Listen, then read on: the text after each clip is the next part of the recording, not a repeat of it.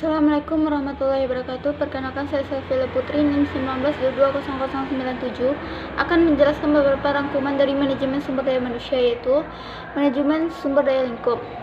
Manajemen sumber daya manusia adalah suatu proses perencanaan, pengorganisasian, pengarahan, dan pengendalian terhadap kegiatan-kegiatan pengadaan, pengembangan, pemberian kompensasi, pengintegrasian, pemeliharaan, dan pemberhentian sumber daya manusia agar tercapai berbagai tujuan individu, organisasi, dan masyarakat.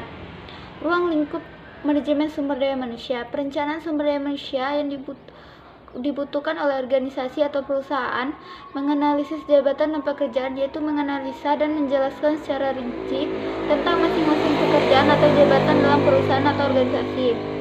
Perekrutan dan penyeleksian karyawan atau sumber daya manusia yang dibutuhkan tersebut sesuai dengan syarat, sistem, tata cara, prosedur, dan proses yang ditentukan agar memenuhi kebutuhan organisasi baik pada masa sekarang maupun untuk masa akan datang. Perbedaan manajemen sumber manusia dengan personalia. Manajemen sumber daya manusia dengan manajemen personalia jelas terdapat perbedaan di dalam ruang lingkup dan tingkatannya. Manajemen sumber daya manusia mencakup permasalahan yang berkaitan dengan pengembangan, penggunaan, dan perlindungan sumber daya manusia, sedangkan manajemen personalia lebih banyak berkaitan dengan sumber dayanya yang sudah berada dalam organisasi. Tugas manajemen personalia adalah mempelajari dan mengembangkan cara-cara agar unsur manusia dapat secara efektif diintegrasikan ke dalam berbagai unit organisasi guna mencapai tujuan dari organisasi itu. Dapat disimpulkan secara keseluruhan bahwa manajemen sumber daya manusia adalah sesuatu desain sistem yang formal di dalam satu organisasi untuk menjamin tercapainya tingkat efisiensi dan efektivitas dalam pemanfaatan dan penggunaan kemampuan dan kompetensi manusia untuk mencapai tujuan organisasi. Fungsi operasional manajemen sumber daya manusia itu perencanaan, pengadaan, pengembangan, kompensasi, pengintegrasian, dan pemeliharaan. Variabel mempengaruhi keberhasilan organisasi, yaitu karakteristik individu, karakteristik organisasi, karakteristik pekerjaan, sikap kerja, perilaku karyawan, perputaran tenaga kerja, keinginan untuk pindah, dan ketidakhadiran.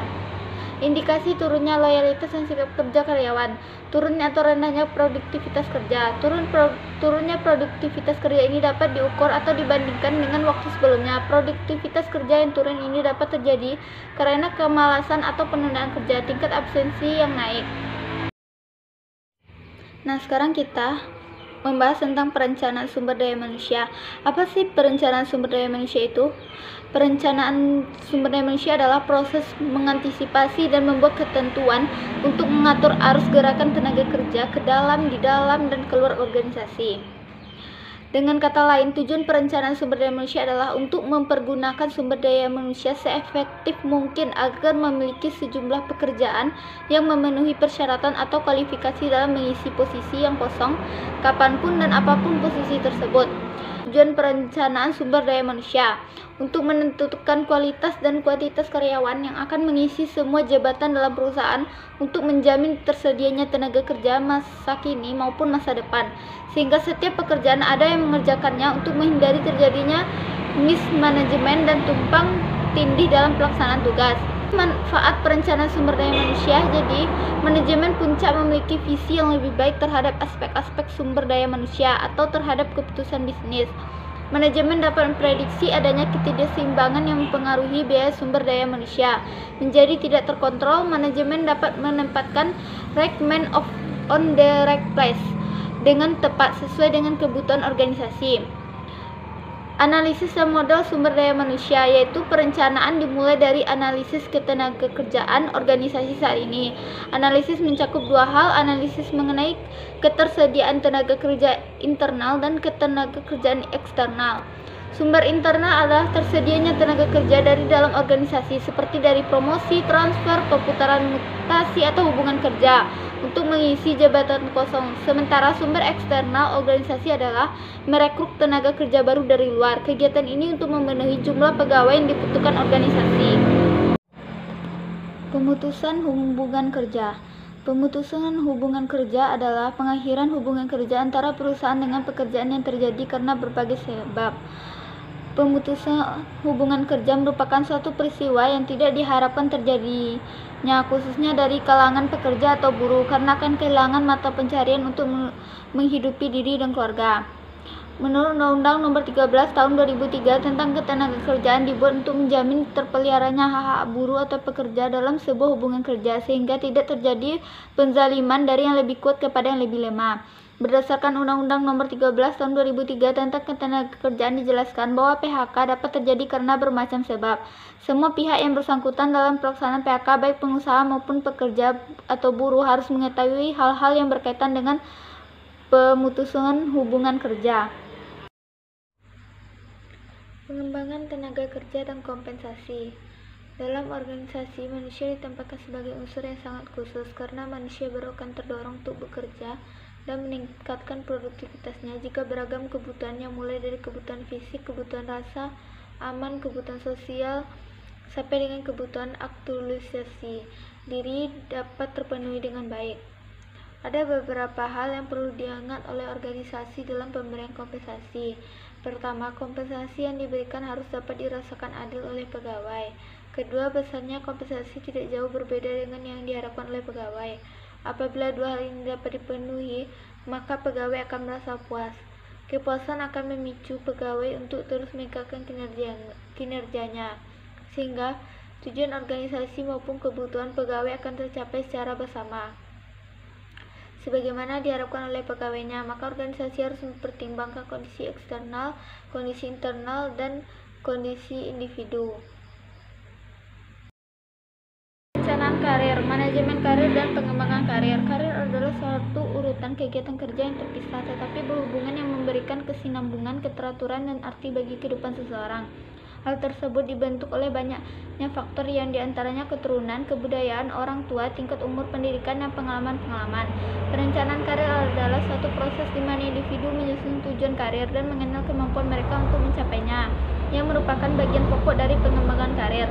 Pengembangan karir adalah suatu perencanaan karir yang diimplementasikan melalui pendidikan, pelatihan, pencarian dan perolehan kerja, serta pengalaman kerja.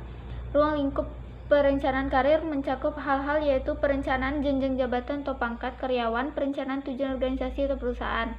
Penyusunan perencanaan karir yang baik perlu memperhatikan 4 hal, yaitu jabatan pokok, jabatan penunjang, pola jalur karir bertahap, jabatan struktural, dan tengah waktu jabatan. Ada beberapa yang patut menjadi pertimbangan dalam perencanaan karir, yaitu masa jabatan yang singkat, masa jabatan yang terlalu lama, dan keinginan dipindahkan dari jabatan tersebut. Motivasi, prestasi, dan produktivitas kerja. Motivasi sangat berpengaruh terhadap produktivitas kerja. Semakin besar motivasi yang dimiliki oleh karyawan, maka semakin tinggi pula produktivitas kerjanya. Begitupun sebaliknya, apabila motivasi yang dimiliki oleh karyawan rendah, maka tingkat produktivitas kerjanya juga rendah. Seorang pemimpin wajib untuk mengetahui cara yang tepat untuk memotivasi karyawannya sehingga mampu menghasilkan tingkat produktivitas yang tinggi untuk mencapai perusahaan dan dapat mencapai tujuan dari perusahaan. Kepuasan kerja, stres, dan konflik kerja. Berdasarkan hasil analisis untuk variabel konflik dari tanggapan responden terhadap ketiga dimensi konflik kerja, diketahui bahwa secara keseluruhan konflik kerja yang dialami karyawan berada pada kategori tinggi. Hal ini disebabkan kurangnya perhatian. Sedangkan untuk dimensi konflik kerja, komunikasi dalam organisasi dan struktur organisasi mendapatkan tanggapan tinggi dibandingkan dengan dimensi lainnya. Hal ini memperlihatkan bahwa sebagian besar karyawan masih kurang mengetahui dan memahami secara jelas bagaimana berkomunikasi atau menjalin hubungan sesama karyawan dan struktur organisasi tempat mereka bekerja. Budaya, perubahan, dan pengembangan organisasi. Faktor perubahan terjadi karena ada dua faktor, yaitu faktor internal dan eksternal. Faktor internal yaitu perubahan kebijakan lingkungan, perubahan tujuan, perluasan wilayah, operasi tujuan, volume kegiatan bertambah banyak, dan sikap dan perilaku dari para anggota organisasi. Sedangkan faktor eksternal yaitu politik, hukum, kebudayaan, teknologi, sumber daya alam, demografi, dan sosiologi. Alasan utama pekerja berusaha menghambat terjadinya perubahan yaitu direct cost, saving face, dan lain-lain. Pendekatan penanganan perubahan organisasi yaitu proses perubahan reaktif dan program perubahan yang direncanakan disebut program proaktif. Alasan terjadinya perubahan antara lain adalah komunikasi, pelatihan, peran aktif pekerja, manajemen stres, negosiasi, dan paksaan. Audit sumber daya manusia. Audit sumber daya manusia dilaksanakan untuk mencapai tujuan organisasi secara keseluruhan, baik untuk jangka pendek, jangka menengah, maupun jangka panjang. Artinya, audit sumber daya manusia mempunyai misi membantu pimpinan dengan memberikan masukan informasi signifikan hasil penelitian auditor untuk membantu mengatasi permasalahan yang tengah dihadapi oleh departemen. Hasil audit sumber daya manusia dapat menjadi masukan berbagai untuk referensi dalam membuat keputusan atau mengambil kebijakan tentang SDM, sehingga pengelolaan SDM dapat lebih sesuai dengan perencanaan organisasi jangka panjang. Pemeliharaan sumber daya manusia. Pemeliharaan adalah suatu kegiatan yang dilakukan perusahaan untuk menjaga karyawannya dan mempertahankan kondisi fisik dan jiwa tenaga kerjanya dalam melakukan pekerjaan. Pemeliharaan SDM di sini dimaksudkan sebagai suatu kegiatan manajemen untuk mempertahankan stamina dalam melakukan pekerjaannya dalam perusahaan. Untuk memelihara stamina tenaga kerja, maka perlu dilakukan usaha perlindungan fisik, jiwa, dan raga pada karyawan dari berbagai ancaman yang merugikan. Adapun beberapa metode yang dapat dilakukan oleh manajer, antara lain dengan proses komunikasi atau proses pemindahan pengertian, memberikan insentif baik dalam bentuk positif dan negatif.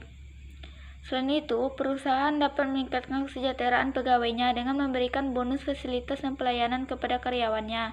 Dengan program kesejahteraan tersebut, karyawan dapat memenuhi kebutuhan fisik dan mental karyawan beserta keluarganya. Pemberian kesejahteraan akan menciptakan ketenangan, semangat kerja, dedikasi, disiplin, dan sikap loyal karyawan terhadap perusahaan sehingga labor